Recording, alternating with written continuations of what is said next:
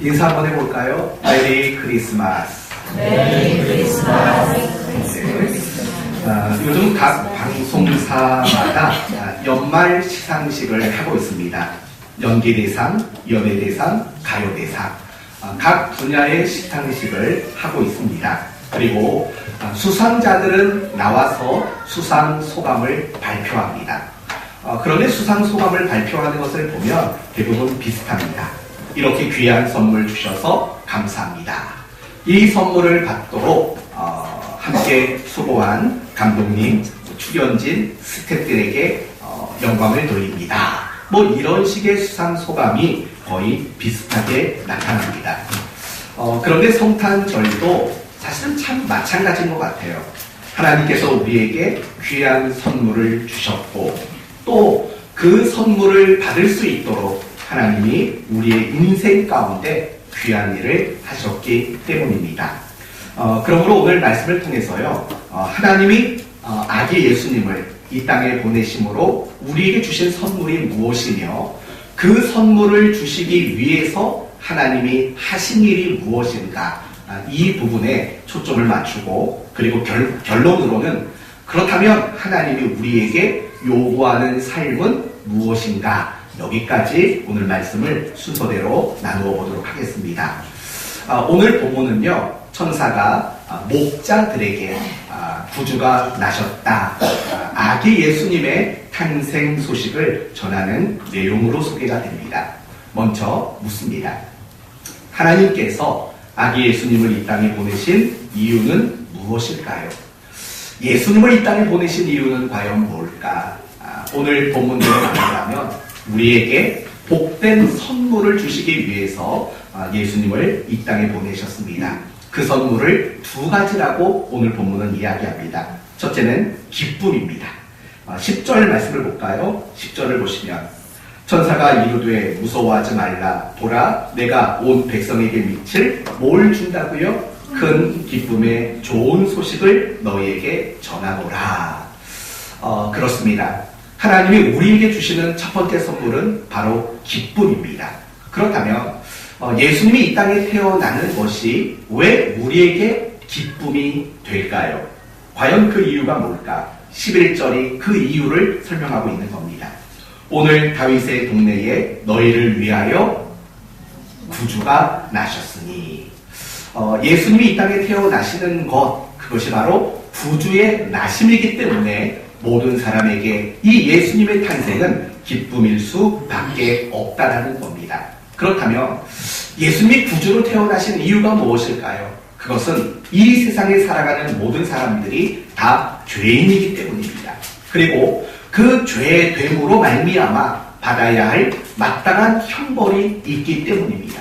그리고 더 중요한 것은 어떤 인간도 자신의 죄의 문제를 해결하거나 또는 죄의 결과로부터 자신을 지키고 보호할 수 있는 그런 인간은 아무도 없기 때문입니다. 죄의 문제, 죄의 결과의 문제에서 인간을 해방하기 위해서 예수님은 이 땅에 태어나신 겁니다. 그래서 예수님은 고난을 당하셨고 십자가에 못 박혀 죽임을 당하신 겁니다. 이처럼 모든 사람에게는 구주가 필요합니다. 물론 세상에는 내가 구주가 필요하다라는 것을 인정하는 사람도 있고 인정하지 않는 사람이 있습니다. 구주를 원하는 사람도 있지만 구주를 원하지 않는 사람도 있습니다. 그러나 그건 중요하지 않습니다. 사람들이 구주를 인정하든 안 하든, 사람들이 구주를 원하든 원하지 않든 모든 인간은 다 죄인이기 때문에 구주가 필요한 존재인 겁니다. 그래서 예수님은 이 땅에 구주로 오신 겁니다. 그 결과 우리에게는 큰 기쁨이 선물로 주어지게 되었다는 거죠. 어쩌면 여러분 가운데 이런 생각이 드실 분도 있을지 모릅니다. 목사님, 이왕에 주실 거면 좋은 걸로 주지 기쁨이 뭡니까? 그까짓 기쁨 또는 고작 기쁨, 그런 거 주시는 게 그게 뭡니까? 라고 생각이 들 수도 있습니다. 그러나 여러분 아셔야 할 것이 있습니다. 우리 신자들에게는 없어서는 안 될 게 있습니다. 그게 바로 기쁨이기 때문에 그렇습니다. 왜냐하면 우리 신자들에게 기쁨이 있을 때 무엇이든 잘할 수 있습니다. 조금 다르게 말하면 우리 신자들에게 기쁨이 있을 때 우리는 비로소 신자답게 살 수 있다라는 겁니다. 사도 바울을 생각해 보십시오. 사도 바울은 위대한 신자였습니다. 위대한 선교자였고 선교사였고 또 위대한 신학자였습니다. 그런데 그 바울이 한평생 그렇게 신실하고 충성된 모습으로 사명을 감당할 수 있었던 이유가 무엇입니까? 빌립보서 1장 18절에 그 이유를 분명히 말합니다. 이렇게 말하죠. 나는 기뻐하고 또한 기뻐하리라. 여러분, 사도 바울이 다메섹에서 예수님을 만난 이후로 한평생 한결같이 정말 그렇게 신실한 신자로 살 수 있었던 이유는 그 평생에 기쁨이 넘쳤기 때문이라고 스스로가 이야기를 하고 있는 겁니다. 초대교회 성도들을 생각해 보십시오. 그들은 원래 겁쟁이였습니다. 유대인들이 무서워서 다락방에 숨어 있었던 그들이었습니다. 그러다가 어느 날 그들이 다락방을 박차고 나가서 사람들에게 예수가 그리스도다 복음을 외쳤고 자신의 재산을 팔아 가난한 자들에게 나누어 주었으며 무엇보다도 환난과 박해를 당함에도 불구하고 그들의 신앙을 저버리지 않았습니다. 그 이유가 무엇입니까? 사도행전 8장에 그 답이 나옵니다. 큰 기쁨이 있더라. 이렇게 이야기를 합니다. 초대교회 성도들이 신앙을 지킬 수 있었던 이유는 그들에게 말할 수 없는 큰 기쁨이 있었기 때문이라는 겁니다. 예수님을 생각해 보십시다. 예수님은 우리를 구원하기 위해 인간이 되셨고 고난을 당하셨고 죽으셨습니다. 그 고난과 죽음까지도 감당할 수 있었던, 견딜 수 있었던 이유가 무엇입니까? 히브리서 12장에 이렇게 답이 나옵니다. 믿음의 주요 온전하게 하시는 이는 예수를 바라보자. 그는 그 앞에 있는 기쁨을 위하여 십자가를 참으사라고 말을 합니다. 예수님이 십자가를 참으신 가장 근본적인 이유는 바로 기쁨 때문이었다라고 말하고 있는 거죠. 이렇듯 기쁨이 있을 때 우리는 무엇이든 잘할 수 있고 잘 감당할 수 있고 또한 무엇보다도 신자다울 수 있는 겁니다. 그러나 반대로 생각해 봅시다. 실력이 좋습니다. 능력이 맞습니다. 그러나 기쁨이 없으면 잘할 수 없는 겁니다. 예를 들어 여러분이 기쁨이 없는데 직장인으로서 그 역할 잘할 수 있겠습니까? 여러분이 기쁨이 없는데 가정을 잘 꾸려갈 수 있겠습니까? 여러분이 기쁨이 없는데 좋은 부모 노릇 할 수 있겠습니까? 여러분에게 기쁨이 없는데 내가 좋은 아내가 되고 내가 좋은 남편이 될 수 있겠습니까? 그럴 수 없는 겁니다. 기쁨이 있어야 세상에서도 참 좋은 사람으로서 살아갈 수 있게 되는 거죠. 신앙생활도 마찬가지입니다. 우리가 신앙생활하는 가운데 기쁨이 없으면 참 신앙생활하는 것 자체가 어려울 수밖에 없습니다. 한번 상상해 보십시오. 여러분이 교회에 나오는 기쁨이 없다면 교회 생활을 잘할 수 있겠습니까? 여러 가지 핑계거리를 찾겠죠. 피곤해, 오늘 바빠, 할 일 많아, 다양한 핑계거리를 찾을 수밖에 없습니다. 뭐가 없으면요? 기쁨이 없으면 말입니다. 예배도 마찬가지예요. 예배 드리는 기쁨이 없으면 우리는 시계를 자꾸 쳐다보게 돼요. 아, 이제 30분 남았다, 20분 남았다, 시계만 보게 되죠. 왜요? 기쁨이 없으니까. 또한 우리가 찬양을 부르는 일도 마찬가지예요. 찬양을 부르는데 기쁨이 없으면 어떤 일이 일어나냐면 오늘 싱어가 음이 틀렸어. 막 이런 것만 들려오는 거죠. 아우, 드럼 소리는 왜 이렇게 커? 이런 소리만 들리게 되는 겁니다.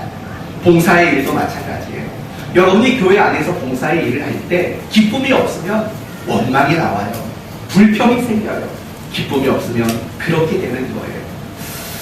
그거 말고도 우리가 기쁨이 없으면 정말 그리스도인답게 살지 못해요. 그런데 더 무서운 게 뭔지 알아요? 여러분, 신자된 여러분에게 기쁨이 없으면 아무도 예수 믿어볼 생각을 하지 않게 된다는 거예요. 무신론 철학자 니체를 여러분 아실 겁니다. 니체. 이 니체가 이런 말을 했어요. 내가 예수 안 믿는 이유는 너무 분명하다. 예수 믿는 사람들에게 기쁨을 찾아볼 수 없기 때문이다. 이렇게 대답을 했다는 겁니다. 사실 그렇지 않습니까? 정말 기쁨이 없는 신자의 모습을 보면서 누가 교회 다니고 싶고 누가 예수를 믿고 싶은 그런 마음이 들겠습니까? 결국 그리스도인에게 기쁨이란 생명력이고 능력이고 그리스도인다울 수 있는 가장 중요한 원천이라고 말할 수 있는 겁니다. 이제 여러분 자신을 점검하셔야 합니다. 과연 나에게는 기쁨이 있는가? 나는 날마다 하나님께 기쁨을 공급받고 있는가? 오늘 이 아침에 여러분이 교회에 나오는 그 마음에 기쁨이 있었는가? 한번 생각해 보셔야 합니다. 기쁨이 없다는 건 분명히 여러분의 신앙생활 속에서 뭔가 잘못된 것이 있기 때문입니다. 뭔가 문제가 있기 때문에 기쁨이 없는 거죠. 저는 여러분 모두가 기쁨의 사람이 되기를 바랍니다. 예수님이 이 땅에 오신 이유가 우리 모두에게 기쁨을 주시기 위해 오셨기 때문입니다. 기쁨의 사람 되십시오. 옆에 계신 분들에게 이야기합시다. 기쁨의 사람이 됩시다. 근데 그런 말을 할 때는 웃으면서 해야죠. 인상 팍 쓰면서 기쁨의 사람이 되자면 안 되죠. 생끝 한번 웃어보면서 기쁨의 사람이 됩시다.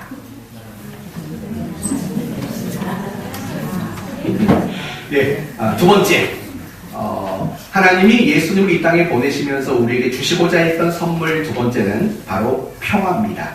14절을 보시겠어요? 14절을 보시면 지극히 높은 곳에서는 하나님께 영광이요 땅에서는 하나님이 기뻐하신 사람들 중에 평화로다.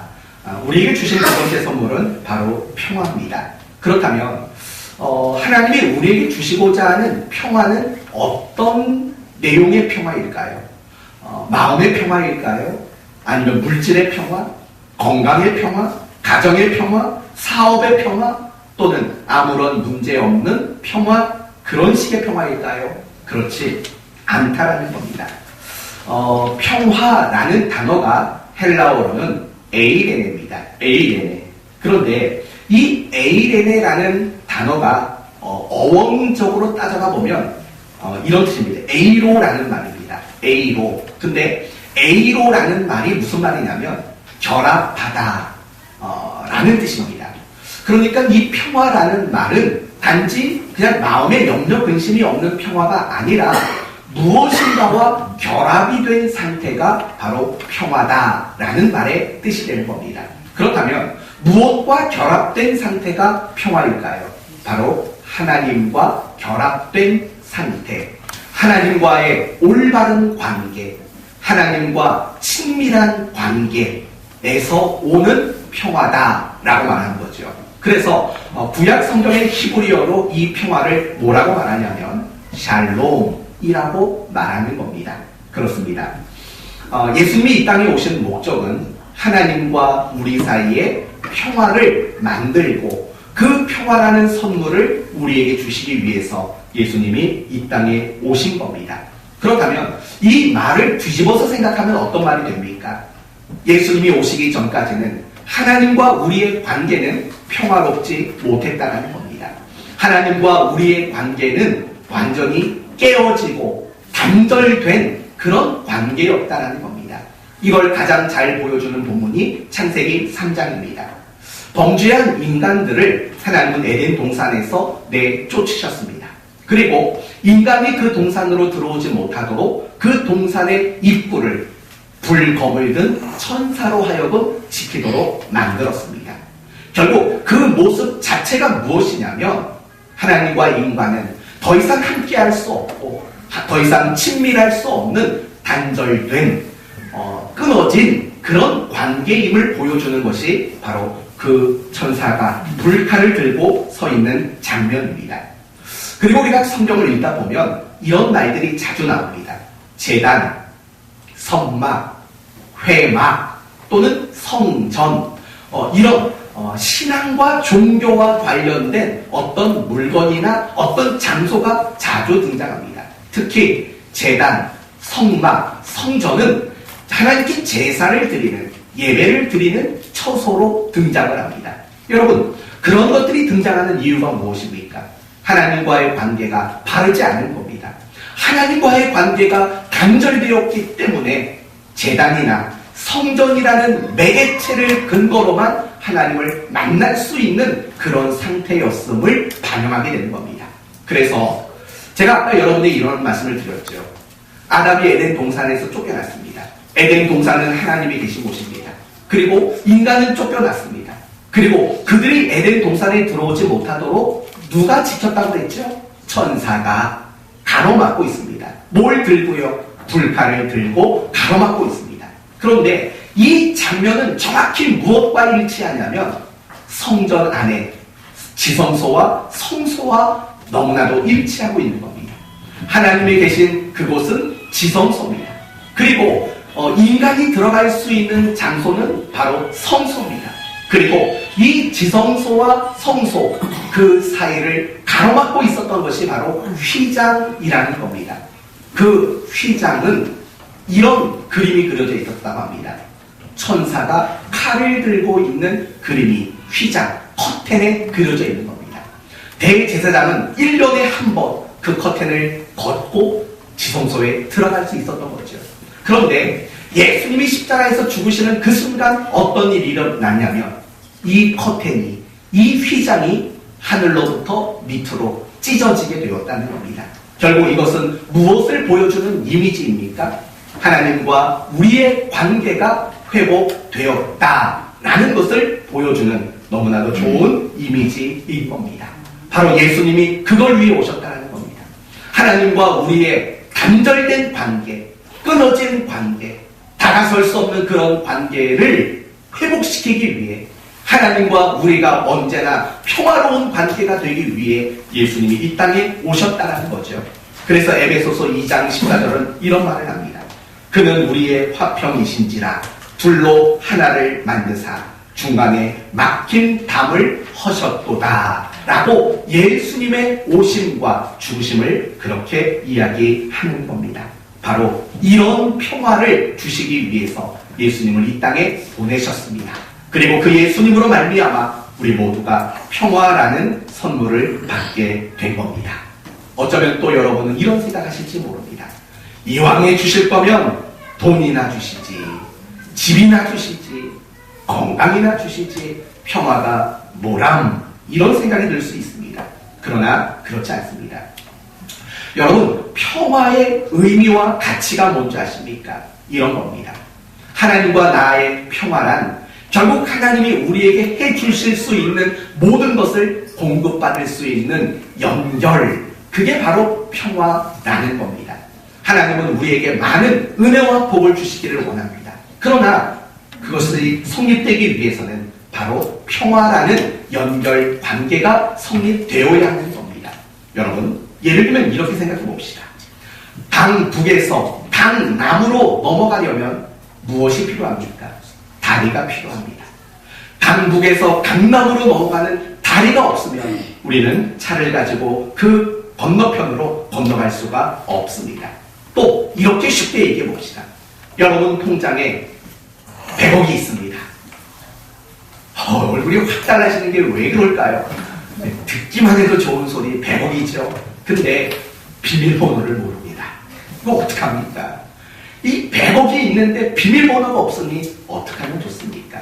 하나님과 우리 사이의 평화란 마치 비밀번호와 같은 겁니다. 그래서 하나님이 우리에게 주시고자 하는 정말 말할 수 없는 큰 은혜와 복을 누릴 수 있도록 만드는 것, 가능케 만드는 것, 그게 바로 평화라는 겁니다. 이 선물을 우리가 받았습니다. 그러나 우리는 점검해야 합니다. 지금 여러분은 하나님과 평화하십니까? 지금 여러분은 하나님과 가깝습니까? 하나님과 교제하시며 친밀하게 살아가십니까? 확인하는 방법 몇 가지가 있습니다. 첫째는 기쁨이 있는지 보십시오. 여러분의 마음에 기쁨이 있다는 건 하나님이 여러분과 평화롭기 때문에 가능한 겁니다. 왜냐하면 우리가 이 세상을 살아가며 얻을 수 있는 모든 기쁨은 하나님과의 올바른 관계에서만 얻을 수 있기 때문입니다. 두 번째, 이웃과의 관계를 점검해 보십시오. 여러분이 주로 만나고 있는 그 사람들, 얼굴을 마주하는 그 사람들, 그들과 나는 늘 평화인가, 이걸 점검해보면 내가 하나님과 평화로운가를 점검할 수 있습니다. 왜냐하면 요한 1서 4장에 이런 근거가 나오기 때문입니다. 누구든지 하나님을 사랑하노라 하고 그 형제를 미워하면 이는 거짓말하는 자니라. 하나님을 사랑한다고 말은 하는데 누군가를 미워해요. 그거는 하나님 사랑한다라는 말 자체가 거짓말이라는 뜻이다 라는 구절인 겁니다. 마찬가지라는 거예요. 내가 이웃과의 관계가 늘 트러블이 생기고 늘 이웃과 어떤 마찰이 생기고 나쁜 감정을 가지고 살아가는데 어떻게 내가 하나님과 올바른 관계 속에 있겠습니까? 그렇죠? 하나님과 내가 평화롭다면 나는 모든 이웃과도 좋은 관계 속에 있어야 그것이 내 하나님과의 평화를 반영하는 근거가 된다는 것입니다. 사랑하는 성도 여러분, 하나님께서는 아기 예수님을 이 땅에 보내심으로 이 두 가지 선물을 주셨습니다. 첫째는 뭐라고요? 기쁨. 두 번째는요, 평화. 이 귀한 선물 주셨습니다. 감사하죠. 좋으시죠. 그러나 오늘 설교의 가장 중요한 이야기는 지금부터입니다. 하나님은 우리에게 기쁨과 평화라는 정말 우리가 상상할 수 없는, 우리가 아무리 노력해도 얻어낼 수 없는 선물을 하나님은 우리에게 주신 겁니다. 그런데 그것만 가지고 고맙습니다, 감사합니다, 기쁩니다 이러면 안 됩니다. 우리가 성탄절을 지키는 진짜 의미는 이 기쁨과 이 평화를 주시기 위해서 하나님이 하신 일이 무엇인가 이것을 알아야만 우리는 제대로 된 성탄을 지킬 수 있기 때문인 겁니다. 이 점을 확인하기 위해서 먼저 여러분이 알아야 할 것이 있습니다. 인간은 왜 죄인이 되었을까요? 이건 너무 쉬운 질문이지만 성탄절을 이해하는데 가장 중요한 질문이기도 합니다. 인간은 왜 죄인이 되었을까요? 이 이야기를 확인하려면 누구 이야기가 나와야 됩니까? 아담과 하와 이야기가 나와야 합니다. 아담과 하와는 죄를 저질렀습니다. 선악을 알게 하는 나무의 실과를 따먹었습니다. 조금만 더 구체적으로 이야기를 하면 하나님은 아담과 하와에게 이렇게 말했습니다. 동산 중앙에 있는 선악을 알게 하는 나무의 열매를 따먹지 말아라. 그것 따먹는 날에는 정령 죽으리라. 이렇게 단호한 경고를 아담과 하와에게 했습니다. 그런데 그걸 따먹었습니다. 왜 따먹었을까요? 뱀으로 가장한 사탄의 유혹이 있었기 때문입니다. 이 사탄은 아담과 하와에게 이렇게 말을 했습니다. 먹어도 죽지 않는다. 도리어 그것을 먹으면 하나님처럼 될 것이다 라고 속삭였고 유혹했습니다. 그 유혹을 받는 순간 참 이상한 일이 일어났습니다. 아담과 하와가 그 선악을 알게 하는 나무의 열매를 볼 때 이런 마음이 들었습니다. 보암직도 하고 먹음직도 했다라고 말합니다. 아니 그 전까지는 그게 그렇게 보암직스럽고 먹음직스럽진 않았습니다. 그런데 사탄의 유혹을 받는 그 순간에 그것이 보암직 그리고 먹음직스럽게 여겨지기 시작했다는 겁니다. 우리가 항상 조심할 게 그거예요. 내가 평상시에는 아무렇지 않았는데 어떤 순간 무엇인가가 보암직스럽고 먹음직스러운 마음이 든다면 그것은 분명히 그 속에 사탄의 유혹이 개입되었다는 것을 여러분은 늘 지혜롭게 분별할 수 있는 성도가 되어야 합니다. 그런데 이상하지요. 지금까지 보암직, 먹음직스럽지 않았던 것이 그렇게 보이기 시작했습니다. 이유는 간단해요. 하나님처럼 될 것이라는 말 한마디 때문이에요. 그래서 인간은 선악을 알게 하는 나무의 실과를 따먹고 말았습니다. 결국 이게 중요해요. 인간이 죄인이 된 이유는 한마디로 말하면 인간이 하나님이 되려고 했기 때문에 인간은 죄인이 되었다는 겁니다. 그러나 하나님은 그 죄인된 인간, 하나님의 명령, 사랑을 거절하고 죄인된 인간을 위해서 정반대의 일을 하셨다는 겁니다. 하나님이신 자신이 인간이 되셨다는 겁니다. 놀라운 겁니다. 인간은 하나님이 되려다가 죄인이 되었고 그 죄인을 구원하려고 하나님이신 그분이 스스로가 인간이 되셨다는 겁니다. 정말 놀라운 일입니다. 인간은 하나님처럼 높아지려고 했습니다. 하나님, 곧 창조주이시며 심판주이시며 만왕의 왕이신 하나님은 친히 인간이 되셨다는 겁니다. 인간의 수준까지 자신을 내려놓으셨다는 겁니다. 이게 아기 예수의 탄생이고 이것이 바로 성탄절의 메시지라는 겁니다. 별로 체감이 안 되지요. 하나님이 인간이 되신 것이 어느 정도의 절망이고 어느 정도의 상처고 아픔인지 체감이 안 되시죠. 지금부터는 제 표현을 대단히 양해해 주시기를 바랍니다. 사람이 보통 싸우다 보면 욕을 합니다. 그런데 이 욕을 하다 보면 등장하는 짐승이 하나 있습니다. 이건 말을 못하겠어요. 아무튼 개가 욕에 등장할 때가 많습니다. 이건 못하겠어요, 정말. 이거는 제가 하려고 메모까지 해놨는데 이건 진짜 못하겠어요. 개 같은 이런 거 있잖아요.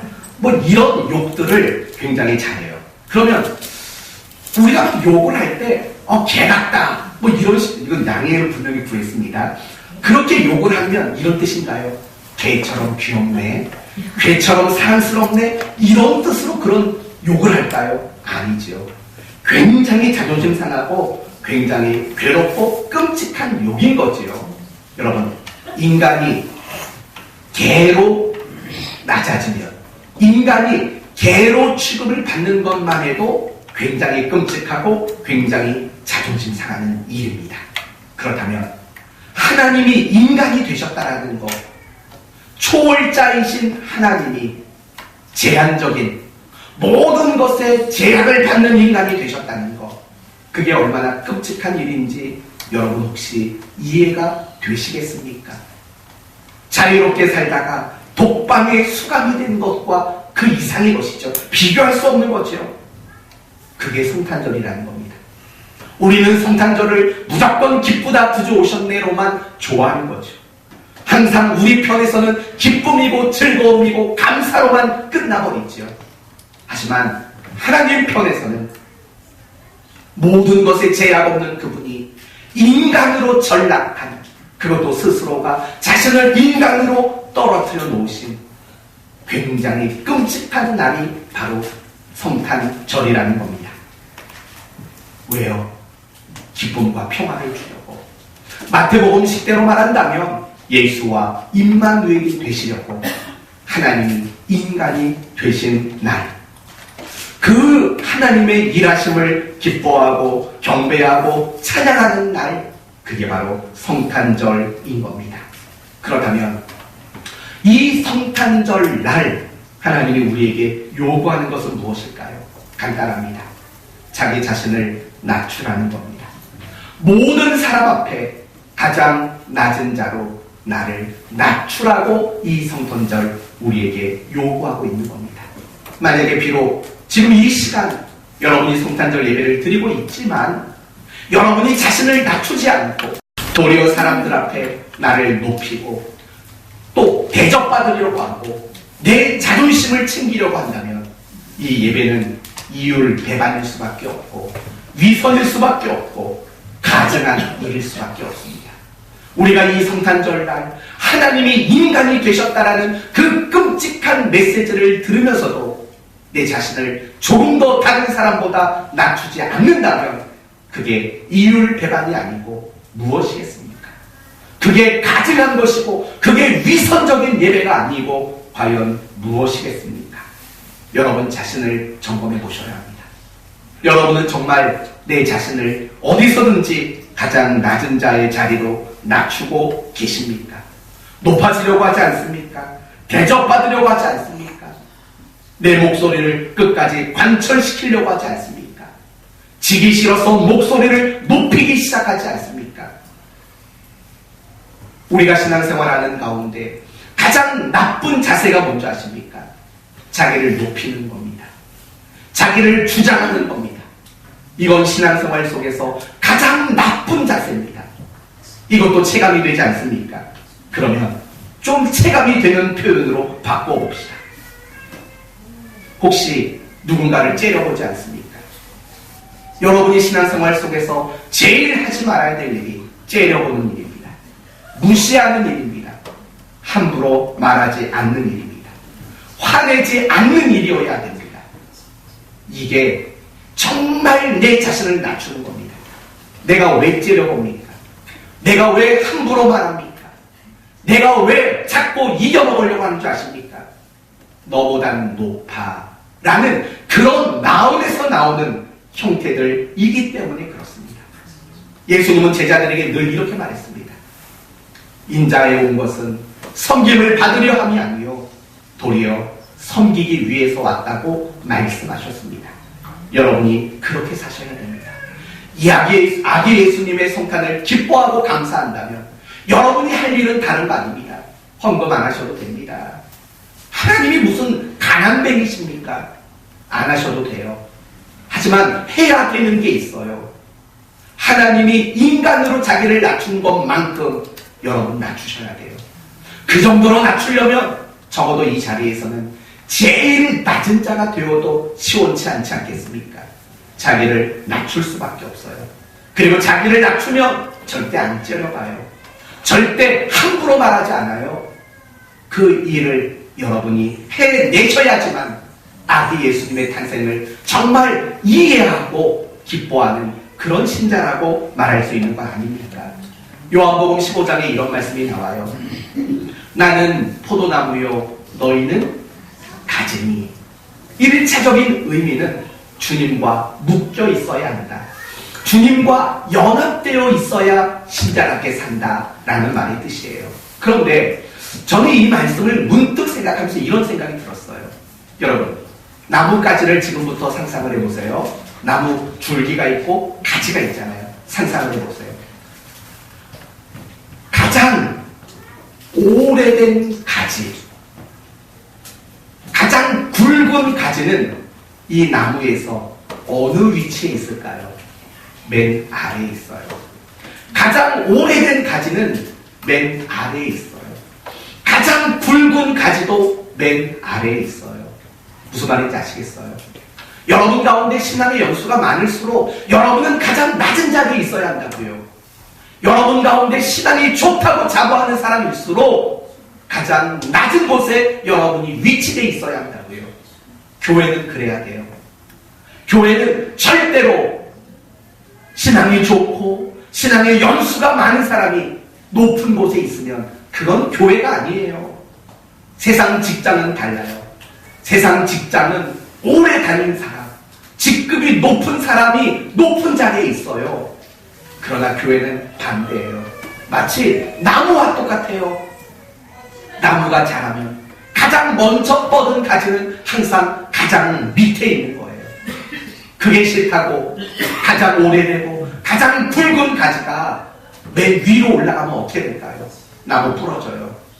나무 쓰러져요. 어떤 열매도 맺을 수가 없게 되는 거예요. 우리 교회도 점검하셔야 돼요.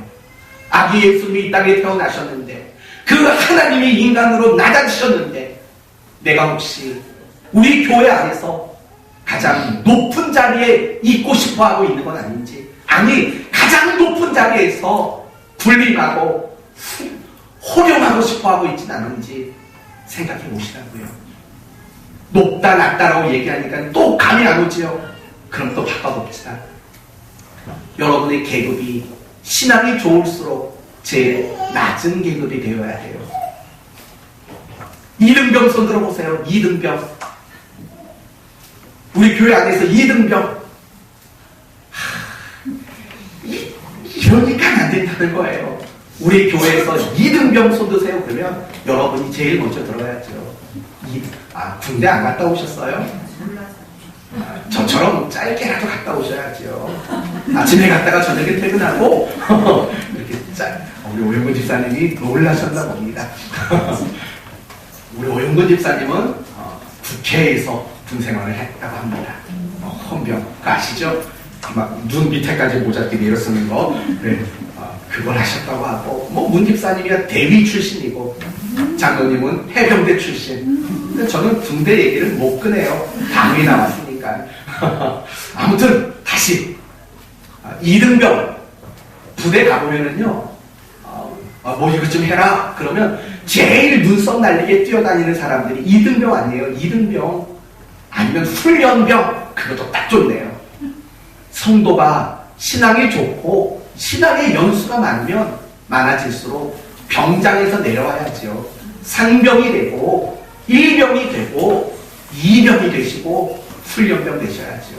근데 왜 신앙이 많아지고 나이가 많아지고 믿음이 좋아지면 왜 갈수록 병장이 되려고 하십니까?